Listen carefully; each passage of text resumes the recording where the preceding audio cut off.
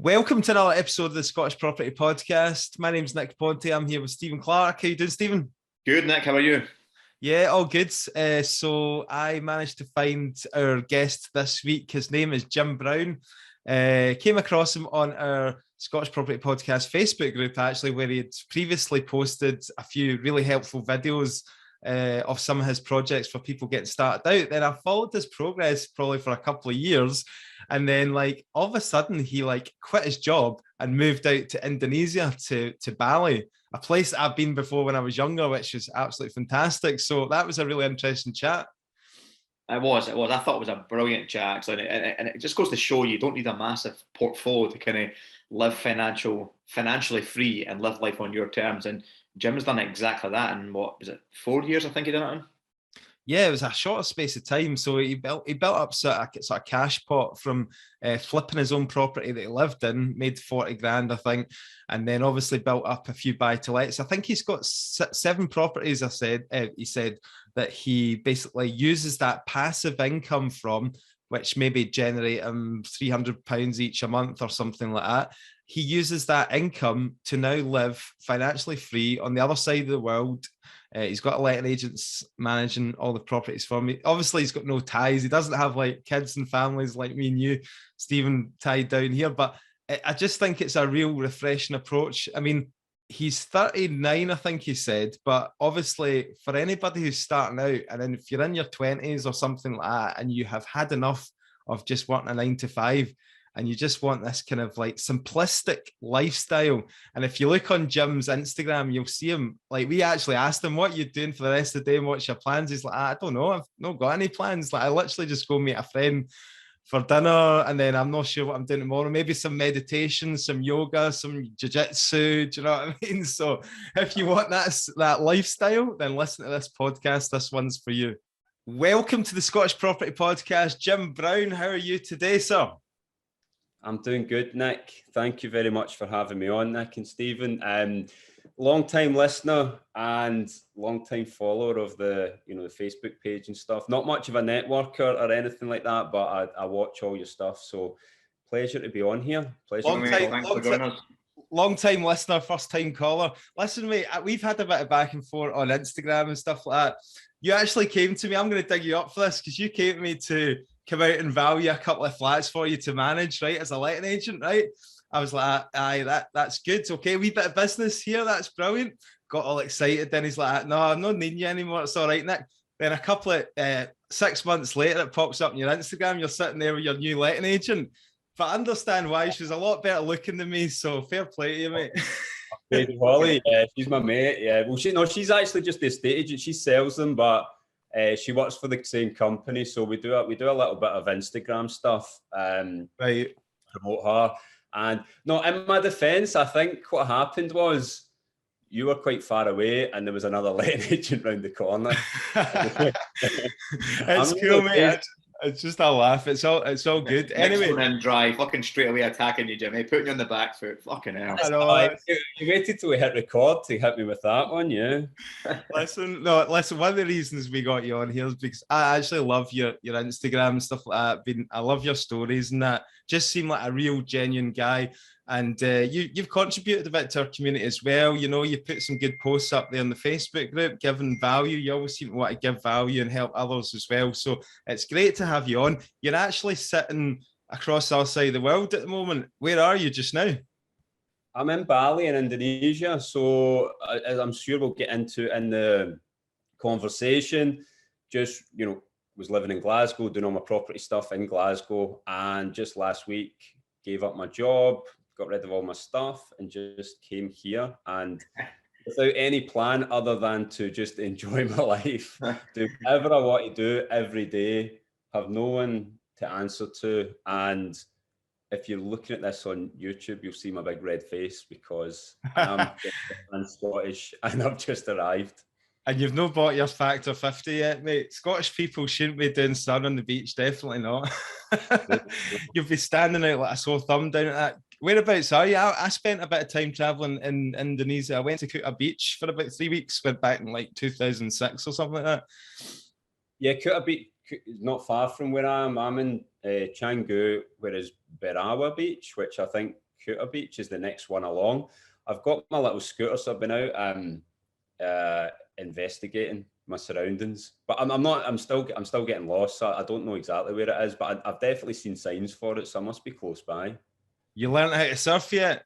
They do a lot of surfing out there, don't they? Yeah, no, I've not been surfing yet. No, mainly just driving around and doing yoga and jiu-jitsu. Stephen, I think you're a jiu-jitsu guy, aren't you? So yeah, absolutely. There's a big out there. yeah, there's a big gym, Bali MMA. So I hurt my knees a few years ago, and so I've not done it since COVID. But I'm a blue belt, so I'm going to get jumped back in there, and got plenty of time. So it's just all part of the thing, just doing what I want to do every day. So looking forward to getting started again. I love this story, and it seems like a good place to start from, because it sounds like you've kind of came full circle where you want to be, and it sounds like property's kind of got you there as well. Yeah, I mean, it's only because of property that I can do this. You know, I don't have any I mean, I'm a school teacher, that's my profession. So I suppose I could teach English, but then what I would be doing would be sitting on Zoom meetings every day teaching English. So I wouldn't really be out and about in Bali. So I don't really have any transferable skills. You know, you get a lot of people here and they work in IT, and that's all, that means nothing to me. I don't understand any of it. So it's the only reason that I'm able to do this is through my passive income, through property. So, Right. And credit to you guys, I've learned a lot from everything that you guys have been putting out there. So thank you for all the free content that you put out. No problem. Can you take us back to the start then, and what kind of got you started in property, or what were you doing before property? Yeah, well, yeah, grew up in a household. Both my parents worked for the NHS, so there wasn't there was no entrepreneurs, there was no business people. I didn't know anyone. This type of thing wasn't even. This was like a fantasy. It wasn't even on my radar of something I was able to do. You know, I just grew up in that household on that conveyor belt of get a job, whether you like it or not, keep working, and then, pay into a pension, and eventually you'll retire, get yourself a house, pay the house off over 25 years. That sort of thing that I have to think what most people believe is what we're meant to do. So I had a lot of limiting beliefs around that, and left school at 16. I didn't have any qualifications or anything like that. All I wanted to do was travel. And so I just done a range of sort of odd jobs, meaningless jobs, just to get enough money to travel and stuff like that. Then once I get into my 20s, started working in the music industry. I would roadie for bands and drive the van, set up the gear, then I'd be working in a pub. So it was a lot of fun. I really enjoyed my life, but I didn't have any money. So there was absolutely no money going around whatsoever. And it wasn't until my late 20s that I decided to, get a real job, go to college, then university, study to become a school teacher. And it was while I was doing the college course to get into university that I sort of flipped my first property. It was like a property that I owned in the West End of Glasgow, big 1 bedroom with a big dining kitchen. And I just thought, I think we got it for about 140. This was maybe 5-6 years ago. Just ripped the kitchen out, spent about 10,000-15,000 doing it up. And then we got it valued. It was worth like 200 grand. And I just thought, I've just made 40 grand with. Was that the light bulb moment? Like a lot of people. That was it. Yeah. That was like, that's more than I make in 2 years, And I think I was working part-time in a call center while I was studying. So working for a tenner an hour. And then I had a job in a car park, like one of those dodgy car parks. It's not a real car park, and someone drives it. You drive in and someone just asks you for a fiver. That was what I would do in the morning. And I go to uni, then I go to the call center at night. So I was working really hard for not a lot of money. And then of course did this sort of flip while I was living in it, just in my residential property, made all this money, and then a light bulb moment. And then at the same time, I was reading Rich Dad, Poor Dad, which I'm sure most people that are into property are familiar with. And it was just, as soon as I read that, I just understood what I needed to do. Put all the work in, then you get paid for the rest of your life, and you get to do whatever you want with your time. And that was the light bulb moment for me. So Did you you feel sold. frustrated? Sorry, mate. Did you feel frustrated that it took you later on in life to kind of realise that? 'Cause I know I'm speaking from personal experience as well, that you kind of the light bulb moment goes off and you're like, fuck, if only I'd done this at my early 20s rather than pissing about, you could have had that freedom, a lot earlier. Yeah, definitely. I think if I could, if there was say somebody was like 15 or something listening to this, I would, and you weren't a sort of academic person and you weren't somebody that's going to go to uni and be a doctor or something like that, I would say get a trade in the building trade, learn the ropes while you're doing your apprenticeship, save up, get yourself a residential property, put down 10% that needs work, do the work, live in it, and then either sell it or refinance it. And then it would be the snowball effect from there. Because I can see what I've done in just like 5 years for myself. But yeah, absolutely. I just think, why did I not do this? And I hear stories from other people how it was like 100% mortgages, or you only had to put down 10% on a buy-to-let way back in the day. There was no secondary property tax, blah, blah, blah. So I got in at other than interest rates being really low, I got in at a time where, it seems like landlords they're just making it harder to be a landlord at the moment. It's costing a lot more. So yeah, I would love to have got in much earlier, but I suppose you can only start when you start. And where did you go from there then when you flipped that first property then? Is it and Read Rich Dad Poor Dad? Did you think just shit, I need to acquire assets now then with this cash that I've built up? Yeah, absolutely. I just thought I just need to buy rentals. And obviously once you get a couple of rentals, then all your money's gone again. So you're like, right, okay, what did I do? And again, it was before you guys did your podcast and stuff. And I didn't really know anyone that was doing it. It would be like the odd person at the gym or something, you would be like, oh, they've got a couple of properties, and you try to quiz people, but not everybody wants to talk about it, so just trying to meet other like-minded people, which was really difficult. And so then I decided okay, I'm going to have to start flipping some more properties in order to get the deposits in order to buy as many as possible. Because once I got started, my whole thing was buying sort of little 60 grand flats in the East End of Glasgow, like Hag Hill area, Tollcross area, if anyone knows Glasgow.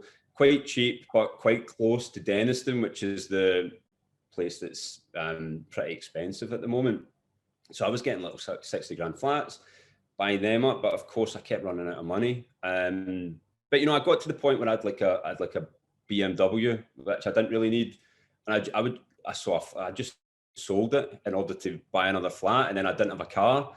And I didn't have, and I think people at work felt a bit sorry for me. Like, where's your car? And I'm like, I've sold it. I think they thought I was skint, but I was like, the whole thing in my mind, it was just like. What did you get to replace the BMW? I think it was like a Suzuki Swift or something. Like a little, just little wheel trims. So at that point, did you kind of realize, after reading Rich Dad Poor Dad and all that, were you like, obviously, he talks about the liabilities and stuff like that. So did you have a look at what you had and thought, that car's a liability, then I just need to acquire assets and go down that route then?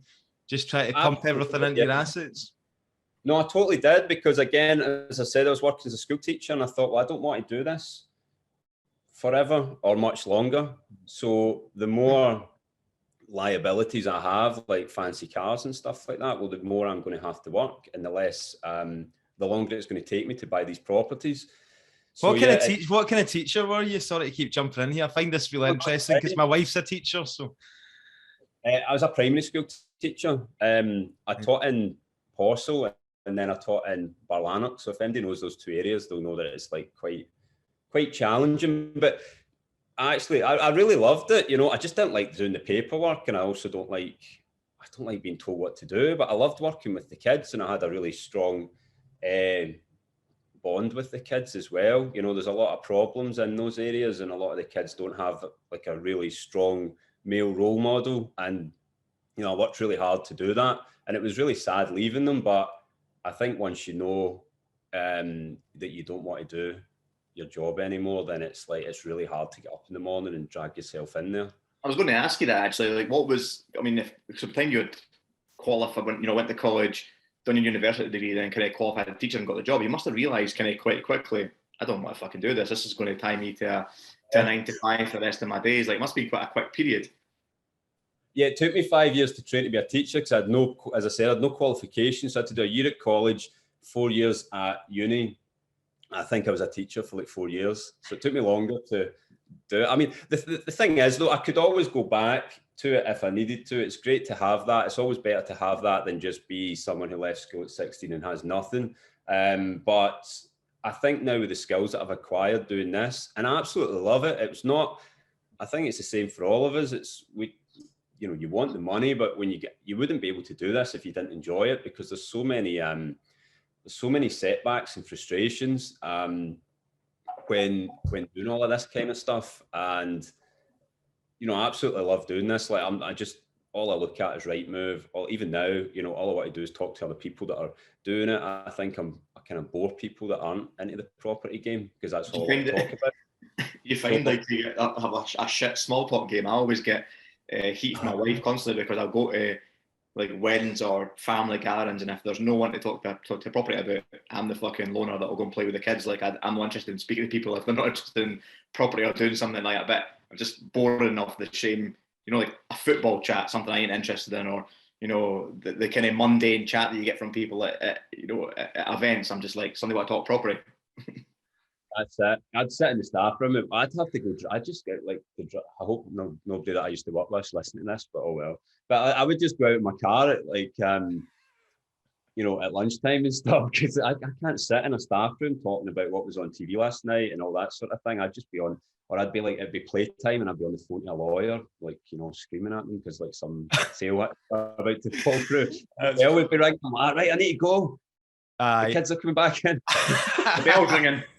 That's absolutely brilliant. But I see from your you know, you got a right good send off from your school, so you must have been good at what you did, Jim. You know, like, and the kids obviously they wrote you a big card and all the rest of it. So you know, like you say, you did enjoy the kind of the hands on with the kids and all that. Being married to a teacher myself, I've seen how, you know, it must be so difficult as a job and stressful because everybody says, oh, the holidays, you get so many holidays and the rest of it, but they don't see like every night you've got to be like preparing for the next day and come up with something different and all that. It's a total stressful job as well, isn't it? Yeah, I mean, for me, it was just like, especially there was a point just after last summer, and I went into the new school in Bali, and I think I was flipping 2 properties at the same time, and I was, you know, I was buying up other ones in order to rent out, and I was just totally burnt out. I just couldn't, you know, I couldn't put any effort in. And at that point, and you know yourself, you said your wife's a teacher. If you don't put effort, and it's not fair on the kids either, and it's not the type of job you can hide. Where if it's maybe you're in some office or somewhere, you can put your out office on. Like you've got the kids there that are, you know, they want to speak to you all the time, and they want your commitment. And yeah, I totally burnt myself out, and it got to Christmas and I just made the decision, right, I'm going to leave in the summer. And then once I got back into the next term, I couldn't even get to the summer. And I just thought, no, it got to a point where there's got to be, this was one. So when I had no money and I was like, I had no experience or nothing, I used to listen to a lot of Tony Robbins, and he always used to say, you've got to define the game in a winnable way. Like it can't just be, I want to get more, I want more properties, I want more money. There's got to be a point where I'm not saying a point where you stop trying or you stop trying to build your business. But for me, I thought, even if it's just taking a year out or a couple of years out, there's got to be a point when I just say, well, I've got enough. I've got enough to come out here and live where I don't need to work. I don't need to do anything else. I can just enjoy my life. And I thought, so I had to make that decision. And it is quite difficult when you're on the way up as well, because as you know, the market in Glasgow just exploded. So I was trying to get another one before I left, and it was like eating me away that I don't want to go to closing date, but of course everything was going to closing date. And I just thought, I need to get one more. And it got to the point when I thought, no, that's it. I'm just going to go. And, you know, I've still got the money that I would have put into the deposits, but I'm just going to go and enjoy my life for a while. And I can always come back if I choose to. Aye, so I'm interested in this kind of like, so you built up the small portfolio of properties. Like, how many have you got now, if you don't mind sharing? Well, I don't actually have that many properties. So what I've been doing has been flipping a lot. So I actually, what I should maybe have done is held on to a few more. But I've only got about 7 just now. And then I've got other ones. So the other ones that I sold. So I've got a little stack of money that I could be buying up a few more. But the problem that I'm going to have now is I'm not going to get mortgages. I couldn't say, even though I've got the deposits, I'm not going to be able to get the mortgages. So, but I built that up in a very short space of time. So I feel that if I could have, you got them in your own name or a limited company?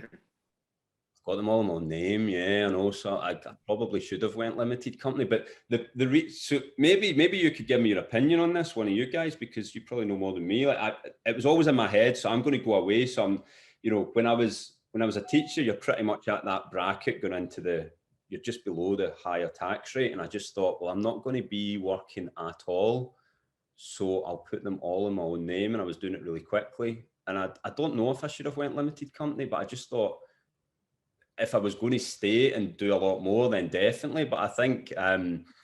I kind of make sense in your own name. I don't know. I think the fact you've got no income, I'm not obviously no accountant, but it makes sense from your plan to say, well, I didn't really want to be working and have the properties. So if the income is going to go and the properties make up the income, I suppose it makes sense. What I kind of find fascinating, much I think people won't really pick up on that is, and I'm glad Nick asked it as well, is the amount of units. Like, you don't need a huge amount of units. People think you need a massive, massive portfolio. Now, and property is tough, and you all have your void periods and your rental issues, but you don't need a huge amount if you live frugally to have like the lifestyle that you've just kind of proven that you can do, and you go and quit your job and go and jump at another country and live the life you want to live. Well, that's it. I mean, if you're pulling in a couple of grand, and so for example, like what the most of the properties I look at, so like 60 grand flat East End of Glasgow, if I put them in my own name, the interest rate's still on about 2%. So some of mine, the mortgages are about 65 quid, but I'm renting them out for 600. So you add on the factor, so maybe that's another 40 or so. So you maybe got just over 100 going out, but you get 500 coming in.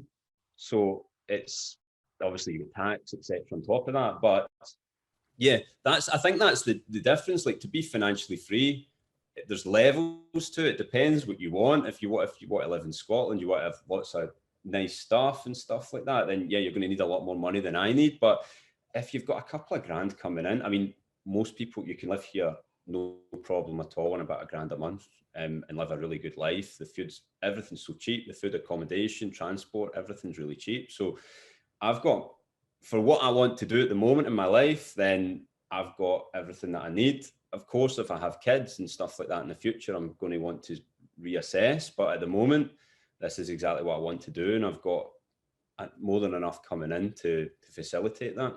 What's the plan with the going out to Indonesia? Are you looking at that as like how long sort of time frame? Are you looking at staying out there? Are you looking at going to other places around the world as well? Or yeah, I think I just want to. At the moment, I want to. When I was a kid, I didn't go on any foreign holidays or anything like that. I don't think I even went on a plane until I was about 21. It was like a week in Blackpool in the caravan. Millport. Like, very much. Yeah. So I don't know. I've always just had this desire to travel and to just to see the world. And now I'm just in a position to do that. So I think I'm going to be here for a year. I was maybe looking at doing some property stuff here, but I don't know if I even want to, if I just want to enjoy things, because it can become quite addictive. Once you get into it, then you can't put it down. I was like that back home. I couldn't stop. Like, even if I'd one on the go and all my money was tied up, I'd still be looking for the next one, even if I wasn't actually able to buy the next one. So you touched on that a couple of times. Sorry, I think the listener would find it valuable when you said you'd kind of run out of money early on after the first kind of couple of buy-to-lets. Did you go out and raise private finance yourself, or did you just go and flip properties to kind of build up your own pot to then go and continue to add to the portfolio? I flipped properties and I sold a few that I'd bought. I bought pre-COVID, or maybe a year before COVID, and then after COVID, the prices in Glasgow just skyrocketed. Because I bought one in Tollcross. It's right next to the swimming bath that they use for the Commonwealth Games. It's in Tollcross in Glasgow. I bought that for like 60. I think I wrapped the kitchen put a carpet in, painted the walls, and sold it for 94 grand. And I thought, I think, yeah, I think if you type it into the Facebook group, Scottish Property Podcast Facebook group, you might well see that flat, because I think you did a few videos, did you? Was that one? Yeah, because I think that was the first one that I started to actually take pictures of and videos of and stuff, because I was never really, I think it's like the same as everyone. You think, oh God, I really want to be talking to the camera. You think I'm an idiot, like, what am I showing off or something? But I think the good thing about the Property Podcast group is it's like a safe space to do that, because you see a lot of people doing it for the first time, and you're doing it for other people that are interested. So that's what got me into it, and sharing my different clips and my stories. And I just couldn't believe it. I mean, I know a lot of that was to do with the market taking off. That wasn't really just what I did, but I mean, I only spent about $2,000 on it or something. I was getting all this money back, so maybe I should have refinanced it or something. But the thing I was getting, I think I think you're spot on though. I think people kind of get in their head, like I see people try to do it and they want the portfolio to kind of provide the freedom, but they've got, one pot or zero pots of money to start with. But I'm a firm believer in multiple strategies, like really am, because you can't get the riches or the pots of cash to get it, build up assets without flipping, without selling something. I know that people, if you listen to like say, Robert Kiyosaki, and people say, no, never sell a cash flowing asset. But if you're needing that pot of 30, 40 grand as a deposit, you need to sell it. And if it means flipping something in for a pot, because as a teacher or working on the side to build up that cash pot would have took you years and years and years. So to do property strategies like that, where you can build up the pot and then invest them in assets and keep that momentum going, I think it's brilliant. I think it's a creative way of doing it. Okay, well, I'm glad you said that, because it did dawn on me. I was like, I should have, once I sold it. But the problem is with refinancing it. When I was getting when we were talking about home reports, the home report wasn't that high. But the reason I was getting so much money is because it was going to close and it was going way over. So if I was just refinancing it, I would not get anywhere near. And then, I met my friend Holly, who for me is like the best salesperson I've ever seen. I've never seen anyone sell so much. She was just getting me great prices one after the other. So I just kept the momentum going and sold quite a few in quick succession. So that was what I thought was your letting agent, that she was actually selling your properties. Right, okay, got you. Yeah, it's another guy that does the lettings, but he's quite boring, so I don't want to have him on video. So Holly's more entertaining. So that's yeah. No, listen, I'm really with the whole decision process of making that decision to move to Indonesia and coming up with that figure, that kind of, we can call it because you are financially free, because for being financially free is different for everybody, because what is for you is totally different for me, because I've got 3 kids to support. Do you know what I mean? You're in a position where I'm presuming you don't have any kids, Jim.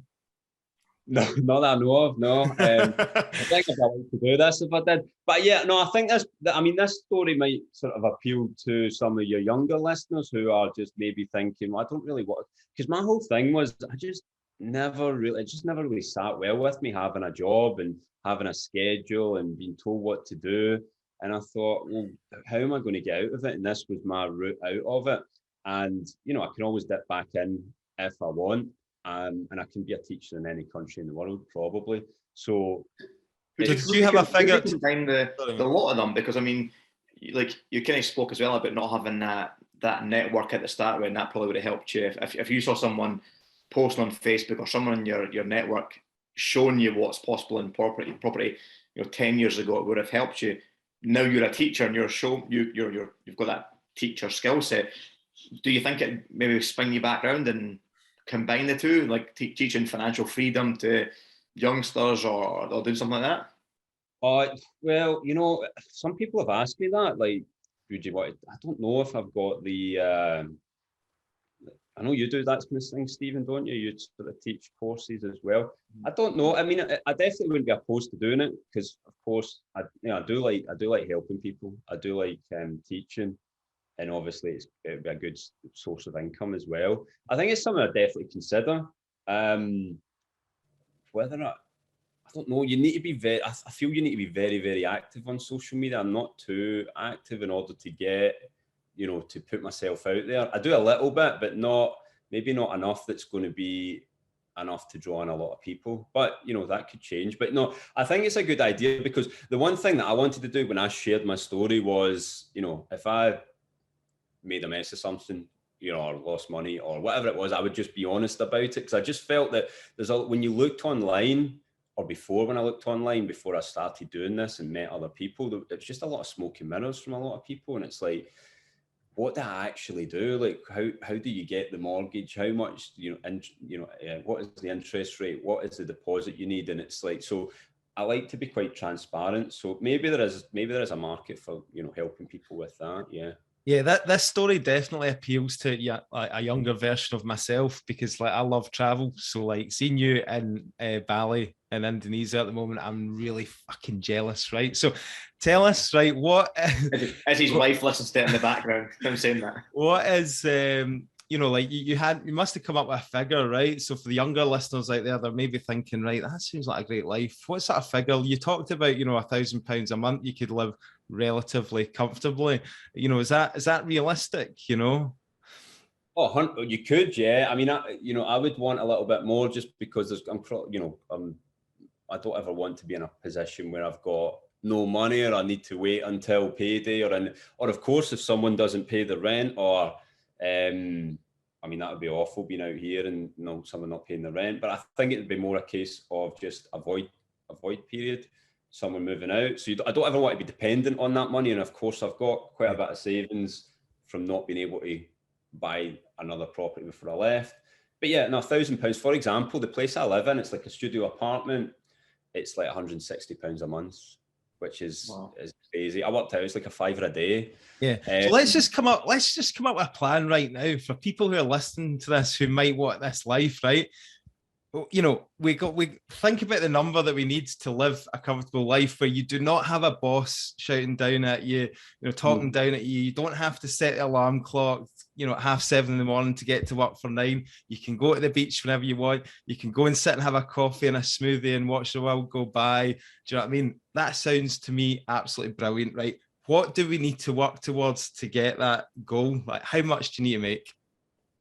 Well, I think without a doubt, easily here you could do it on £1,000 a month.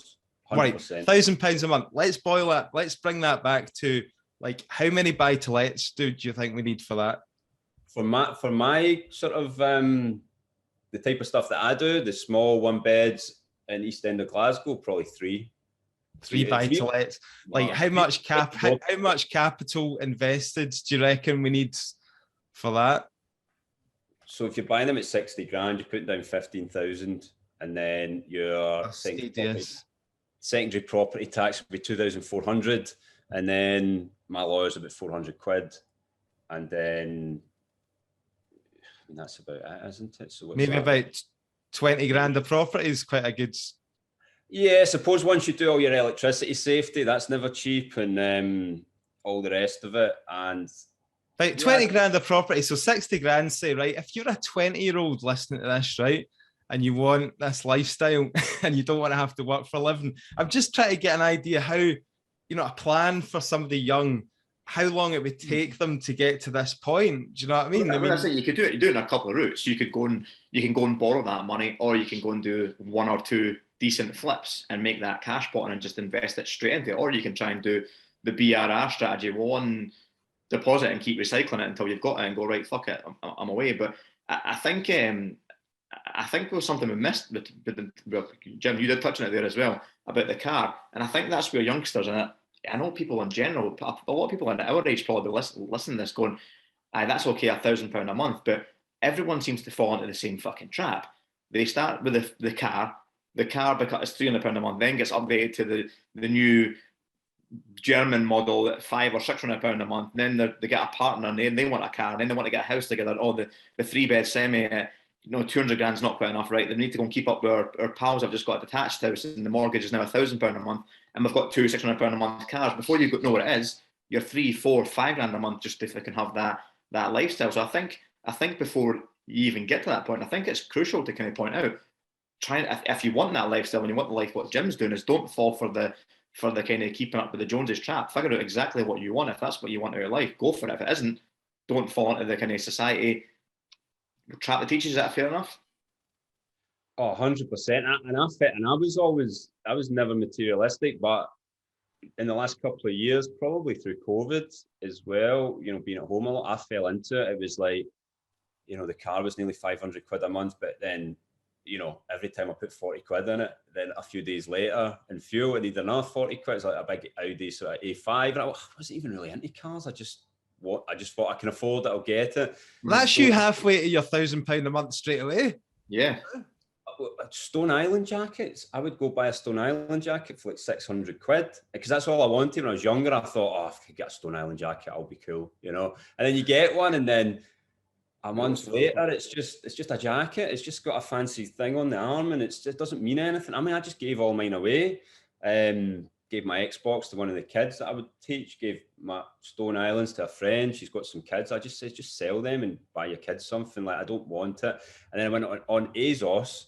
Spent about 200 quid and just bought loads of these like 7 quid t-shirts and stuff. And then that's me. So I think I don't know if it's part of life where you have to go through that cycle to think that you want that stuff, to get that stuff, to realize that you don't want it. If you could really tell somebody that's young that you don't need it, it's not, you know, you see those like Balenciaga trainers and stuff, and you're like, people with normal jobs and they're spending like 700 quid on trainers and stuff like that. And I think there's a really good point there, and I think a lot of people are buying that fancy shit for the wrong reason, and it's to basically show it's for show. It's just to show other people that they can do it. It's not for them, and it doesn't give them, or might give them a little bit of pleasure on the face of it, but really, are they getting a lot of satisfaction? There's different, right? I can see Stephen, right? He's just bought his new Porsche, right? I can see that he doesn't need that, right? But he gets, the smile's not came off my face since I got it. Yeah, that's what you're into, mate, isn't it? That is what gives you pleasure, and you've gone and joined a club where you go around Scotland at the weekends and all that, and your fancy motors, and genuinely that's what gives you a thrill. But I completely agree with what Jim was saying there. Sorry, mate. So, Stephen, I was just going to say, like, I think the key thing is, because Stephen, I follow your Instagram, is like, you're doing what you want to do with your life and you're getting your money from that, then go buy all that stuff. It's the people who are like working, you know, could be working in an office or a call center or something like that, and you don't really, you hate your job, and like, so then you buy this stuff to make yourself, you give yourself a little spike of dopamine by going, oh, I've got the fancy jacket, and then someone goes, your jacket's cool, and then it's like, well, I need the next thing and the next thing. So I think the argument is, get to the point like yourself, Stephen, that you're doing what you want, you're working for yourself, and then buy the stuff. I think that's totally fine. It's funny because I don't know if I can actually share this in the podcast, whether it's illegal or not. But there's one of my joiners was getting knockoff stuff from like a designer outlet, and he says, "Oh, here, look up." And this is the only reason why I know what Balenciaga is, right? I'm a complete weirdo when it comes to that. I'm not interested in. You're wearing the same T-shirt as Jim. Exactly, I've got Jim's T-shirts. That's me. And so when I was like Balenciaga, there's another shoes, and there's a jacket type. So I remember looking at them. But I picked my daughter up from school, you know, drop her off, pick her up. It's what I want to do. It's a goal I set out 5 years ago when I quit my job. And I just see all these parents with these fucking Balenciagas and this jacket. And I'm like, and the wee kids, the kids that are like 3 or 4 got the same jacket. And, you know, it's like 400 or 500 quid for these jackets that they grow out in a few months. And I'm going, the guys are generally in jobs that they probably don't like. And they're never going to get, they're falling in that trap. They're never going to be able to get rid of, never going to get any kind of freedom because they're buying this stupid shit that, really, I mean, okay, some people might love fashion and go, this is what I'm working hard for, the same as I like my car, and that's what I've worked hard for. But I think that, like you say, the majority is they don't really realise that they're not fucking interested in it. It's to show off to someone else or to make it look to other people that they've got money. Yeah, and I'd say the average person with a job in Scotland is probably only earning a couple of grand a month anyway, you know, your normal sort of run-of-the-mill job, and then going to go buy 500 quid trainers once a month or a 600 quid jacket. It's a quarter of your income that you could be then investing, and then eventually it's just delayed gratification, I suppose, isn't it? But we get on this treadmill, and I've done it myself, and just buying more stuff that I don't need, and then realizing that I don't want any of it, and just giving most of it away. So what did you leave Glasgow with? Have you put a wee box of stuff up in your mum's loft or something like that? I rented out so I had a residential that I was living in on Garfield Street in Denniston, which was quite a nice flat, and it was fully furnished. So I left all the furniture for the tenants. I just gave it to them, and it'll be there for the next tenants as well. But no, what did I leave? No. I got clothes at my mum's or something, I think. Yeah, that was about it. Gave away most of my stuff to charity or my friends or the kids that I was teaching. And then do you think that, I mean, you've only been out there for a couple of weeks, right? But already, do you think you've possibly become, you talked about maybe having to go back to the job if things didn't work out and all that, but do you not think you quickly become unemployable? Me and Stephen have talked about this before. I certainly could not have a boss. I've been working for myself now for 6 years.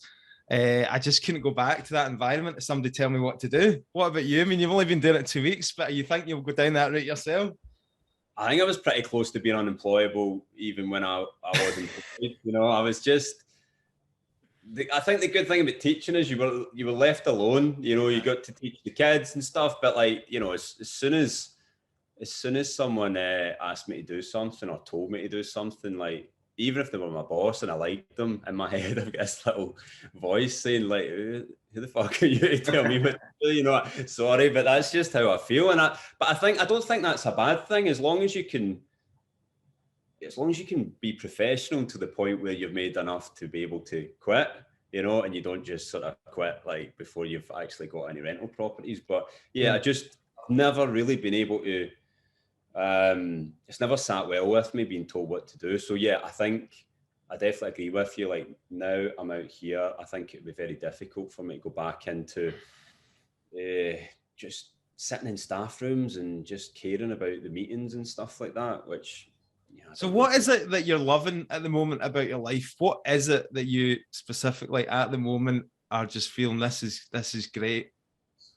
I think it's just complete freedom, but I think the freedom from the material world came first. Don't want to get too hippie on you, but like if I still wanted all that stuff, the car and the jackets and all that, I wouldn't be able to do this. So that went first, and then I thought, right, I don't want any of that. I want to go to a place. I like to do yoga, meditate, jiu-jitsu. I like to eat good food and I just like to chill. I like to meet new people and just talk to people. And so from the moment I wake up, I just do whatever I want to do. And there's not a point in the day. It's not really a point in the day where I have to answer to anyone. And is that stuff you were struggling to get time for before? So it's like, it's brought you this time to kind of do these things, like you talked about getting like a bit more spiritual and stuff like that. And, is that stuff that you really need time to focus on that? I think so, yeah, because when you get, I was getting up, driving to Barlana, going to Greg's, getting a coffee, bacon roll, sitting in work, then either sitting in the staff room or going a drive because I couldn't take the chat in the staff room, and then coming home. And then but that was a big thing. By the time I got home, I was tired, and I can go to the gym and I can go do all this stuff, but I don't have as much energy, and obviously the weather and stuff as well is much easier to get up here because it's never cold. So I think that's a big thing. I had even considered just teaching, being back home and doing property and just teaching like 2 or 3 days a week, and I think I could have done that. And I think maybe someone that's maybe got kids or responsibilities back in Scotland that's an option as well. Like, you don't have to just quit your job completely. You could just work part-time in the same field, but you've got more time to yourself. But I just see a lot of people with, a lot of people, and they're not that happy, but they just seem to think that's what you're meant to do. You just get up, you go to your work, you come home, you're knackered, and at the weekend you go out for a drink, and then you do it all again. And I just thought, I'm not going to settle for that. I don't want to do that. I want to do exactly what I want to do each day.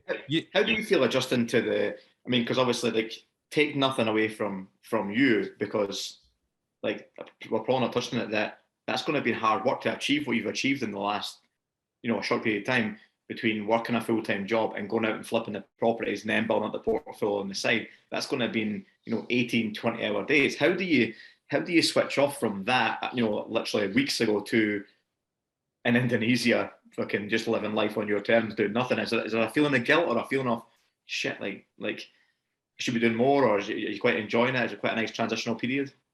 I think to have stayed in Glasgow, I don't think I'd been able to switch off. I think it was just like constantly, what's next? Or that, I would just see, oh, there's one came up, I could get that. That's, it's right up my street. Or, I like getting them all with the same housing association with the factor. Sorry, that's my phone. So like, as soon as one would come up with like Tollcross Housing Association in that same area, I'm like, oh, I want that one. I need to get that. I have to get it.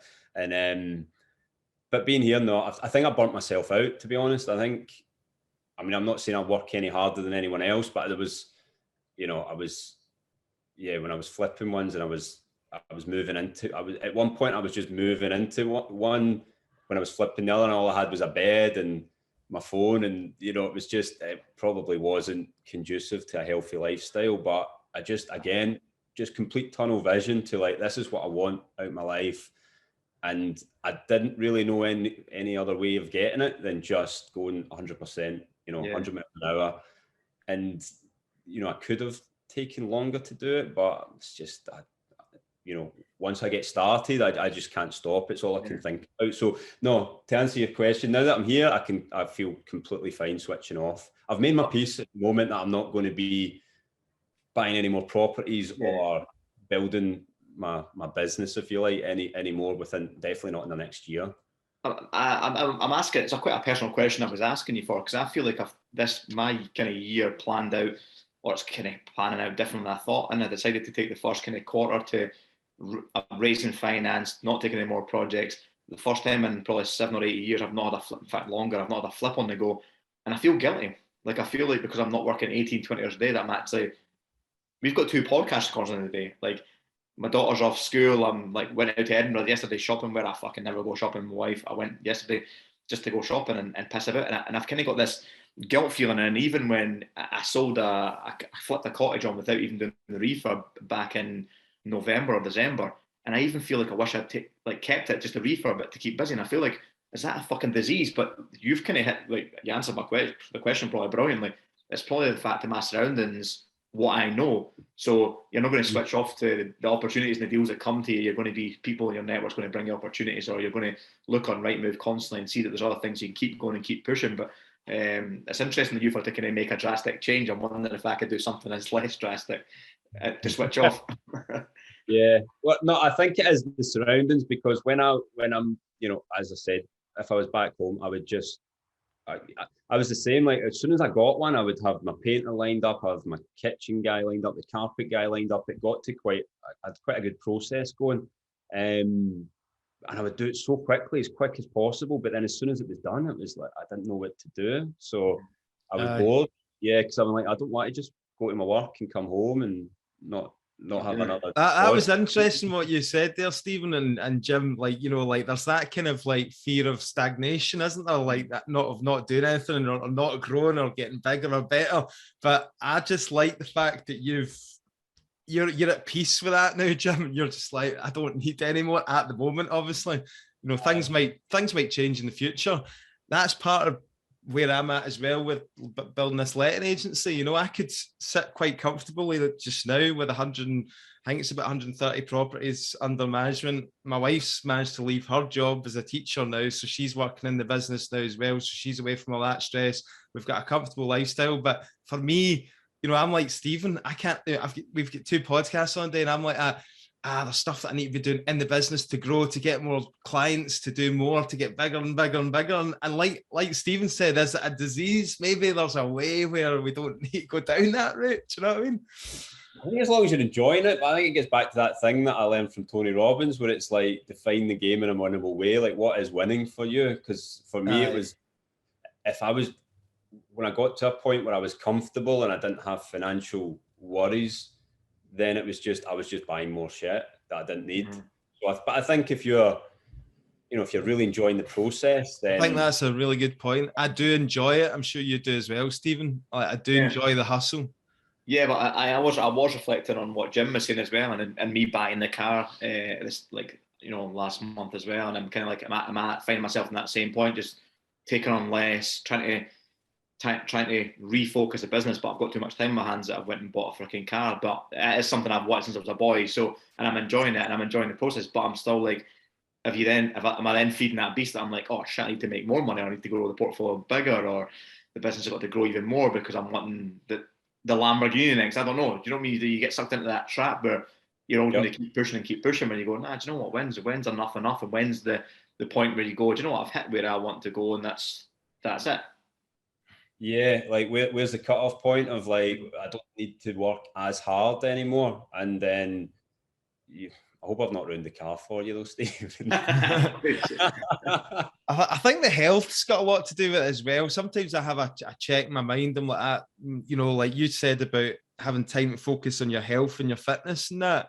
And I look back in the last 2 weeks, and because I've been going really hard at the business, I've been to the gym 2-3 times in 2 weeks, and that's my health suffering, and my sleep as well. Sleep. I've just started reading a book called Why We Sleep, and it's a total game changer, man. I was functioning on 5 hours, 6 hours maximum of sleep. And, I've just started reading this book, and it's all about how, your chances of dying of heart disease and cancer and all the rest of it increases like 5-fold if you don't get, your 8 hours sleep and all the rest of it. And it goes into all the science behind it. It's quite scary. I could definitely feel my health suffering towards before I left. I was like eating Greggs every day, and I was like stressed out from like the teaching to then the properties and stuff like that. And I could feel the way I was reacting to problems with my properties. I was getting quite hot-headed, and I wasn't really being as measured as I should be, or as you need to be when you're running a business like that, because you're dealing with so many people. And I just thought, right, okay, enough's enough. I need to take a time out here. And I think. Yeah, I think it is totally, just to go back to the original point, I think it is the environment. When you're in the environment, the cut and thrust of it all, it's like enjoyable. And it's also quite competitive as well, because as soon as I can remember just when I was younger, just thinking, will I even own a house? I didn't have any money, and and then it's like you get 1, you get 2, you get 3, and you're like, oh no, I need to get 3, I need to get 4. So I'm sure you guys are way ahead of me, but I'm sure it's like, it's a numbers game, honestly, isn't it? You always want more, don't you? I think we've got an addiction.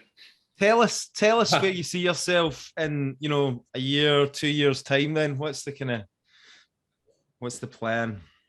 I really don't know, because I think I've stopped thinking of like life as a destination, because I think I thought about that before. I need to get this, that, and the next thing, and then I'll be set, and life will be great. Whereas now, I know that I've got enough, for me personally, I know that I've got enough money to sustain me. And, unless I'm living in somewhere that's really expensive, which I don't plan to do. Do you think about having kids? Like, do you want a family? Yeah, no, I definitely want to have a family and stuff, like one day. Absolutely. So yeah, I'm not going to do this forever.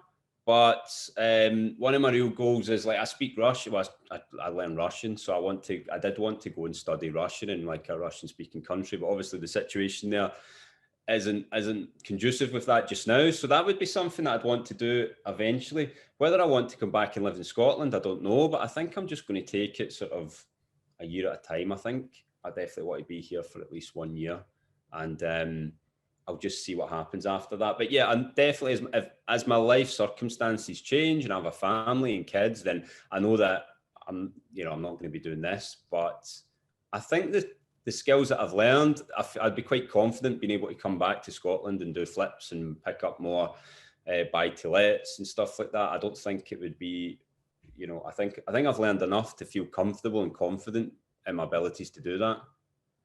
It's good, mate. Really, really good. Nice one. In the meantime, I'll just watch your Instagram, because, looking at you sitting down at your nice wee cafes by the beach, drinking your lattes and watching the world go by, mate, I'll just keep watching that. Give me some inspiration. When my kids grow up retired, I'll follow you out to Bali, right? I'll meet you there in 15 years' time. Oh, yeah, sounds good. Yeah, if any of your listeners are, I suppose I'd be talking to more like your people starting out or younger people, but if they want to message me for any help, I'm always happy to help people. I'm not looking to try and sell them anything or sign them up to anything. It's not at the moment, but like I'm happy to help people. And I've got on my Instagram, quite a lot of my my stories, my highlights of just like taking a property from the day I get the keys right all the way through. And then I've got my estate agent, Holly, that we talk with, and we talk about all the numbers. And I try to be really transparent with it as well, so that it does help people. Because I feel that that's one thing that, you know, when you look online, it's quite hard to get accurate information. So I'm quite happy to just tell the truth and good, mate. Really good.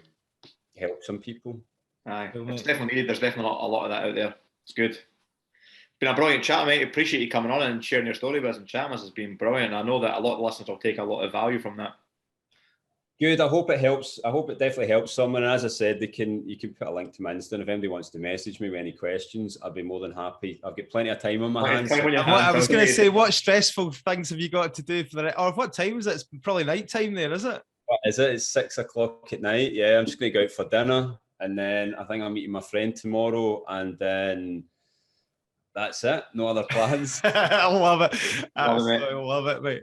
Show shut down. Right, cool. Jim, it's been an absolute pleasure, mate. And I don't hold any grudges on the getting shunted for the letting agency roles, so don't worry, mate. I know you'll come back to me one day in the future.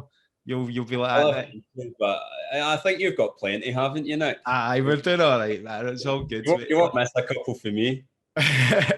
Listen, if you're back in Glasgow, give us a shout ever in the future, and we'll catch up. All right, but it's been an absolute pleasure, and thanks for coming on Scottish Property Podcast. Brilliant. Thanks. Thanks to both of you, Nick and Stephen, and keep up the great work.